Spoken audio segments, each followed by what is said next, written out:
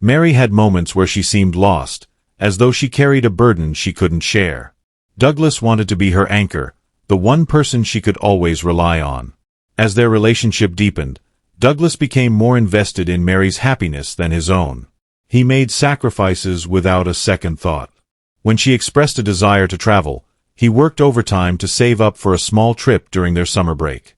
When she struggled with her art assignments, he stayed up late with her, helping however he could, even though he had his own deadlines to meet.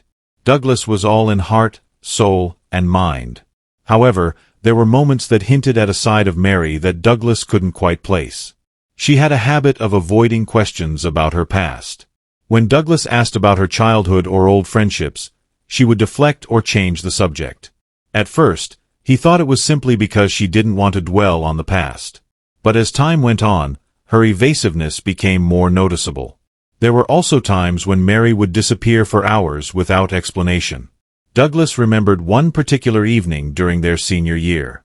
They had planned a quiet night in, watching movies and ordering takeout.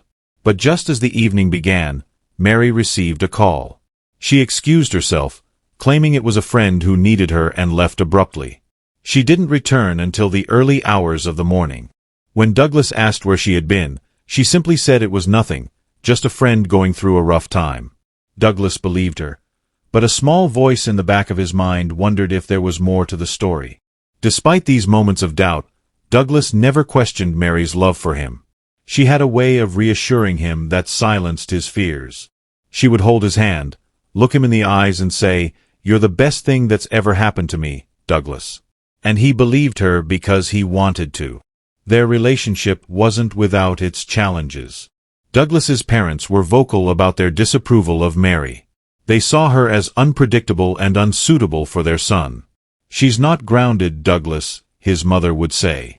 "You need someone who will stand by you, not someone who lives in her own world." But Douglas wasn't swayed by their opinions. He defended Mary fiercely, arguing that they didn't know her the way he did. "She's not perfect, but neither am I," he told them. "What matters is that we love each other." His parents eventually relented, though they never fully embraced Mary. Douglas's loyalty to Mary was unwavering. He sacrificed friendships, opportunities, and even his relationship with his family to be with her. He believed that love required commitment and compromise, and he was willing to give everything to make their relationship work. Mary, meanwhile, seemed to enjoy the attention and devotion Douglas lavished on her. She would often say, "I don't deserve you," but her actions didn't always reflect her words. There were moments when she seemed distant, as though her mind was elsewhere. Douglas noticed these moments but chose to ignore them. He didn't want to see flaws in the person he had placed on a pedestal. When Douglas proposed to Mary during their final year of college, it was the happiest moment of his life. He planned every detail meticulously, from the setting, a picturesque park at sunset, to the ring, which he had saved up for months to buy. Mary's eyes filled with tears when he got down on one knee. "Yes," she whispered, her voice trembling with emotion. "Yes, I'll marry you." That moment solidified Douglas' belief that they were meant to be. He thought their love was unbreakable, a bond that could withstand any challenge. Little did he know, the foundation of their relationship was built on lies and secrets that would soon come to light in the most devastating way possible. As their wedding day approached, Douglas threw himself into planning every detail. He wanted everything to be perfect for Mary. He ignored the small voice in his head that questioned her absences and the inconsistencies in her stories. Douglas was too blinded by love to see the cracks in their relationship. He didn't know that the woman he had sacrificed so much for was hiding a side of herself he could never have imagined. And on the night before their wedding, the truth would come crashing down, shattering the illusion of the life Douglas had built with Mary. The night before the wedding was supposed to be a joyous occasion for Douglas, filled with laughter, last-minute preparations, and dreams of a future with the woman he loved. Instead, it became a night of unraveling, one that would turn his world upside down. Douglas was alone in his apartment, savoring the calm before the storm of the big day. His groomsmen had offered to throw him a small bachelor party, but Douglas had declined. "I don't need all that," he had said with a smile. "Tomorrow is what really matters." He was content to spend the evening reminiscing about his journey with Mary and imagining their future together. He sat at his desk, going through some photos of their college days. Each picture told a story: their first date at the campus cafe, their trip to the beach during spring break, and the time he surprised her with a sketchbook for her art. Every memory felt precious. And Douglas felt lucky to have found someone like Mary. As the clock struck p.m., Douglas's phone buzzed. He glanced at the screen, expecting a text from one of his friends, or perhaps even Mary. Instead, it was an unknown number. The message read, "Douglas, I know tomorrow is your big day, but there's something you need to see before you make the biggest mistake of your life. Check your email." Douglas frowned, his heart skipping a beat. The message felt hilarious, but he brushed it off as a prank. He replied, asking who it was, but the sender didn't respond. Still, curiosity got the better of him. He opened his laptop and logged into his email. The subject line of the email was simple: "For your eyes only." Douglas hesitated before clicking on it. He had no reason to believe anything was wrong. His relationship with Mary wasn't perfect, but he trusted her. They had been through so much together. What could possibly go wrong now? Mere hours before their wedding, he clicked the email. Inside there was a single line of text. "You've always been blind to the truth, Douglas. I hope this wakes you up." Below the text was a link to a video. Douglas's hands trembled as he clicked the link. The video loaded slowly, the buffering symbol spinning endlessly, as if to prolong his agony. When it finally began, Douglas's world crumbled. The screen showed Mary, his Mary, sitting on a bed with two men. She was laughing, her face flushed with excitement. What followed was a scene that Douglas couldn't have imagined in his worst nightmares. It wasn't just the act itself that shattered him. It was the way Mary seemed completely at ease, as if she didn't have a care in the world. She wasn't the woman Douglas thought he knew. Douglas froze, his mind unable to process what he was seeing. He paused the video, his chest heaving as he tried to catch his breath. But before he could gather himself, another email notification popped up. It was from the same sender. The subject line read, "There's more." Douglas hesitated, but eventually clicked on the second email. This time, there were multiple video attachments. Each one showed Mary with different men in different settings. The dates on the files indicated that these weren't isolated incidents. They spanned months, even years. Douglas couldn't breathe. He felt like the walls were closing in on him. His hands shook violently as he slammed the laptop shut. He leaned back in his chair, staring at the ceiling, his eyes burning with unshed tears. How could she? He whispered to himself. How could she do this to me? Memories of their time together flooded his mind. He thought about all the sacrifices he had made for her, leaving behind friends who had warned him about her, standing up to his parents, working long hours to save for their future. Every moment felt like a lie. Douglas's thoughts spiraled as he tried to make sense of the betrayal. He remembered the times when Mary had been distant, the unexplained absences, the vague answers about her past. He had ignored the red flags because he loved her. He had trusted her. The pain quickly turned into anger. Douglas felt a surge of rage unlike anything he had ever experienced. He slammed his fist on the desk, the sound echoing through the empty apartment. He wanted to confront Mary, to demand answers, but a part of him knew it wouldn't change anything. The videos were proof Mary ugh. As the night dragged on, Douglas sat in silence, drinking heavily to numb the pain.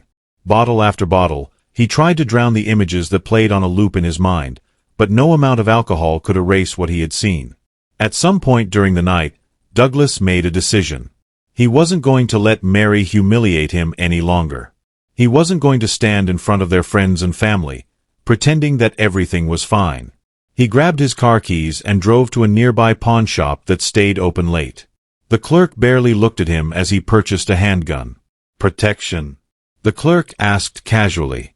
Douglas nodded, his face devoid of emotion. When he returned home, he placed the gun on the table and stared at it. The weight of what he was about to do settled heavily on his chest, but he felt no hesitation. In his mind, Mary had already destroyed him. Tomorrow, he would take control of the narrative.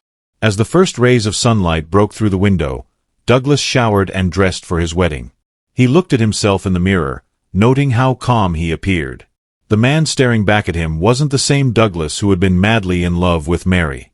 This Douglas was cold, detached, and ready to do what he felt had to be done. With the gun concealed beneath his jacket, Douglas left for the venue. His heart pounded as he arrived and greeted guests with a forced smile. Everyone congratulated him, oblivious to the storm brewing inside him. When Mary finally arrived, Douglas's breath caught in his throat. She was radiant, her smile lighting up the room. But to Douglas, that smile was a cruel reminder of her betrayal. He felt his body tremble as the images from the videos flashed in his mind. The stage was set. Douglas waited, his grip tightening on the weapon hidden under his jacket. The moment of reckoning was near. As the wedding ceremony began, Douglas stood at the altar, his face an unreadable mask. Guests smiled at him, assuming his stoic expression was due to nerves. His parents sat in the front row, proud and beaming, despite their past disagreements about the relationship. Douglas glanced at them briefly, his chest tightening as a pang of guilt crept in. They had fought tooth and nail to dissuade him from marrying Mary, but he hadn't listened. He had believed in love, in their bond. Then the music began to play. Everyone turned to watch as Mary entered the room, her gown flowing gracefully behind her. She was radiant, the picture-perfect bride. Gasps of admiration rippled through the crowd, and Douglas's hands began to shake. To everyone else, this was a fairy tale moment. But for Douglas, it was a nightmare. Mary's smile seemed like a cruel joke, a facade hiding the betrayal he could never unsee. As she walked toward him, Douglas felt the weight of his emotions, the heartbreak, the humiliation, the anger collide in his chest. His vision blurred as the memory of the videos replayed in his mind. In his mind's eye, he saw the faces of the men from the videos, their smug expressions as they enjoyed what should have been his alone. He imagined them laughing at him, mocking his blind devotion. And then he saw Mary's face, carefree and unbothered, as if her commitment to him had never mattered. When Mary reached the altar, Douglas's hands clenched into fists. She looked up at him, her eyes filled with love, or at least the illusion of it. "You look amazing," she whispered, her voice soft and tender. Douglas forced a smile, but it felt more like a grimace. "You do too," he said, his voice tight.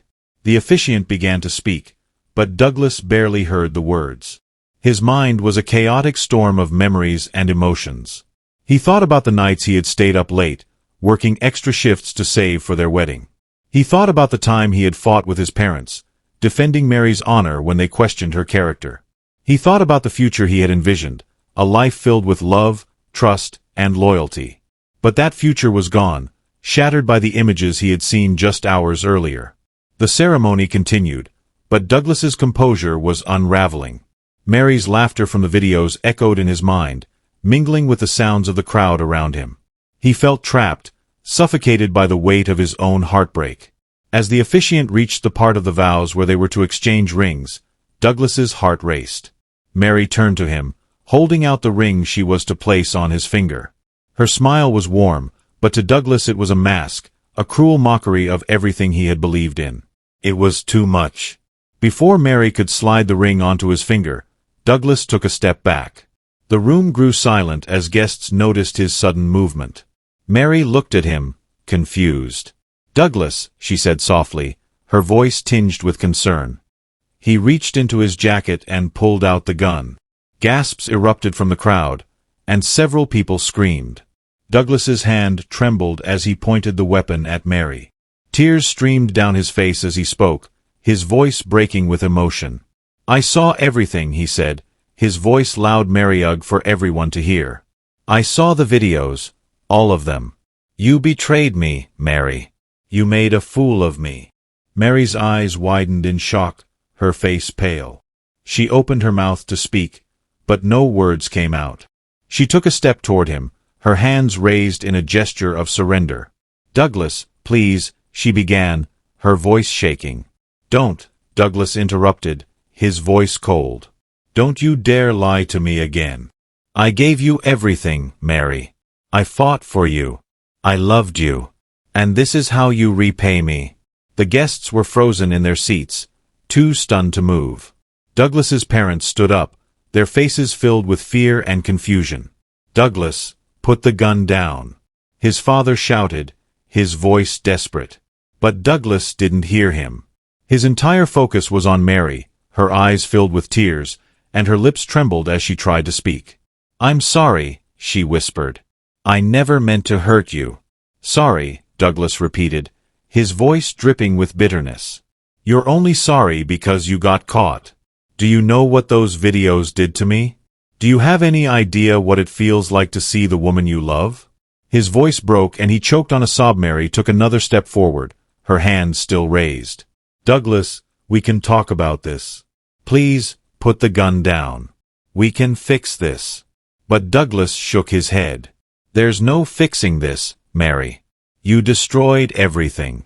And then, before anyone could react, Douglas pulled the trigger. The sound of the gunshot echoed through the room, followed by screams.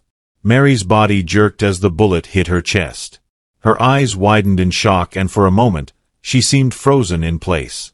Then, she crumpled to the ground, her wedding dress pooling around her like a shroud. The room descended into chaos. Guests screamed and scrambled for the exits. Douglas's parents rushed toward him, their faces etched with horror. His father grabbed his arm, trying to wrestle the gun away from him. "What have you done?" his mother cried, tears streaming down her face. Douglas didn't resist as his father took the gun. He stood there, staring at Mary's lifeless body, his face a mask of grief and numbness. When the police arrived, Douglas didn't resist arrest. He was handcuffed and led away, his face blank. As he was escorted out of the venue, reporters and bystanders swarmed the area, cameras flashing. Douglas's trial began amidst a media frenzy. The story of the groom who had shot his bride on their wedding day captured public attention like wildfire. News channels replayed footage of Douglas being escorted out of the wedding venue in handcuffs, his face pale and tear-streaked. The image of Mary's lifeless body in her blood-stained wedding dress became a haunting symbol of betrayal and violence. In the courtroom, Douglas sat quietly, his face devoid of emotion. He looked like a man who had lost everything, his love, his life, and his dignity. The prosecution painted him as a cold-blooded killer who had chosen to act in rage rather than walk away from a troubled relationship. The lead prosecutor, a sharp-tongued woman named Gloria Hayes, addressed the jury in her opening statement. "Ladies and gentlemen of the jury, this case is not about love or betrayal. It is about a man who made a conscious decision to take a life. No amount of heartbreak justifies murder. Douglas had other options. He could have walked away, sought help, or confronted Mary without violence. Instead, he chose to end her life in the most brutal and public way possible." Douglas's defense attorney, a soft-spoken yet passionate man named Eric Porter, took a different approach. "This is a story of a man whose heart was broken beyond repair. Douglas is not a cold-blooded killer. He is a man who acted out of overwhelming pain and betrayal. The evidence will show that he was a victim of manipulation and deceit, pushed to the brink by the actions of the woman he loved." As the trial unfolded, the courtroom was packed with spectators, reporters jostled for seats, and every moment was dissected in real time by the media. When Douglas took the stand, the courtroom fell silent. Dressed in a plain suit, he looked smaller and more vulnerable than ever. His voice trembled as he recounted the events that led up to the shooting. "I loved Mary with everything I had," Douglas began, his eyes filled with tears. "From the moment I met her in college, she became my world. I gave up friendships, dreams, and even my relationship with my parents to be with her. She was my everything." He paused, his hands trembling as he gripped the edges of the witness stand. "The night before our wedding, I received a text from someone claiming to be my friend. It was anonymous, but they sent me videos." He choked on the word, his voice breaking. The jury watched intently as Douglas struggled to continue. "In those videos, I saw the woman I loved, the woman I was about to marry, betraying me in ways I can't even describe. It wasn't just once. It wasn't just one person. She didn't care about me. She didn't care about us." Douglas wiped his eyes with a trembling hand. "I didn't know what to do. I drank that night trying to numb the pain. I bought the gun because I didn't feel safe. I wasn't thinking straight. And when I saw her walking down the aisle, smiling like nothing had happened, I lost it. I lost control. His voice broke completely and he buried his face in his hands. I didn't plan to kill her. I just couldn't handle the betrayal. I was in so much pain. I wasn't thinking. The courtroom was silent, except for the sound of Douglas's quiet sobs. Even Gloria Hayes, the prosecutor, looked momentarily moved. After weeks of testimony and arguments, the jury deliberated for 2 days. The media speculated endlessly, with public opinion deeply divided. Some viewed Douglas as a tragic figure, a man pushed to the edge by heartbreak. Others saw him as a dangerous murderer who had taken an innocent life. When the jury returned, the courtroom was tense. The judge read the verdict aloud. On the charge of first-degree murder, we find the defendant, Douglas Carter, guilty. Gasps filled the room, followed by murmurs. Douglas's parents wept openly while Mary's family sat in silent grief. Douglas remained stoic, his face blank as the weight of the verdict settled on him. The judge sentenced him to life in prison without the possibility of parole. In his final statement, Douglas addressed the court. "I regret what I did every single day," he said, his voice heavy with sorrow. "But I also regret loving someone who could hurt me so deeply. I wish I had walked away. I wish I had been stronger. I'm sorry to Mary's family, and I'm sorry to mine.